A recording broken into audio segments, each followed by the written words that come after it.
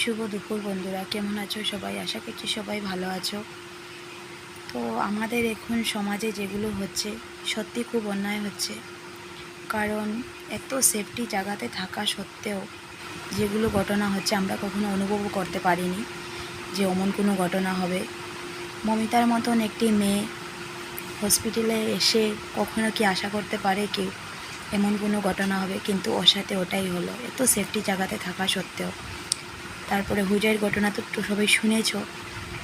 একটি স্কুলে এসে কখনো একটি ছাত্র ভাবেনি ওর টিচার ওর সাথে এমন করবে।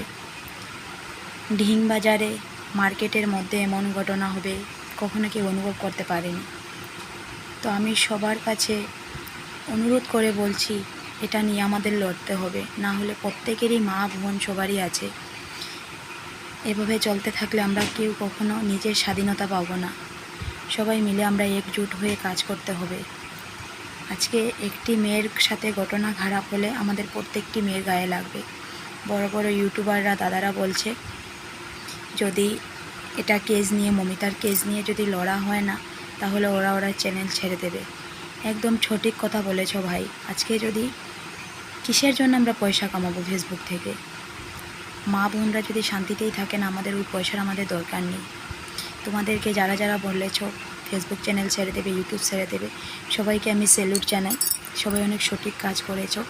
সেটা নিয়ে আমাদেরকে লড়তে হবে একজোট হয়ে। আমরা যদি সবাই একজোট হয়ে থাকি, দিদি একা কী করবে? দিদি তো একটা মেয়ের শরীরের বিনিময়ে 10 লাখ টাকা দিয়ে দেবে, কিন্তু মেয়েটাকে ফেরত দিতে পারবে? কখনোই পারবে না। তো সবার কাছে আমার অনুরোধ রইল, সবাই বিষয়টা কখনো ছাড়বে না। সবারই ঘরে মা বোন সবারই আছে। তোমাদের কাছে যদি ভিডিওটি ভালো লাগে সবার কাছে শেয়ার করে দেবে। আর আমাদের স্বাধীনতা পাওয়ার জন্য আমরা সবাই একজোট হয়ে লড়তে হবে। আমাদের চুপ থেকে বসে থেকে হবে না। এতটুকুই বলার ছিল, কারণ আমি মমিতার বিষয়টা নিয়ে আমি কিছু বলতে পারছিলাম না, আমার শরীরটা এত একটা ভালো ছিল না। তোমরা প্লিজ ভিডিওটা লাইক কমেন্ট করো বা না করো, ভিডিওটা সবার কাছে ছড়িয়ে দেবে। আর এই বিষয়টা নিয়ে কেউ চুপ থাকবে না, সবাই একজোট হয়ে আমরা লড়তে হবে। সবাই ভালো থেকো, সুস্থ থেকো। ধন্যবাদ। রাধে রাধে।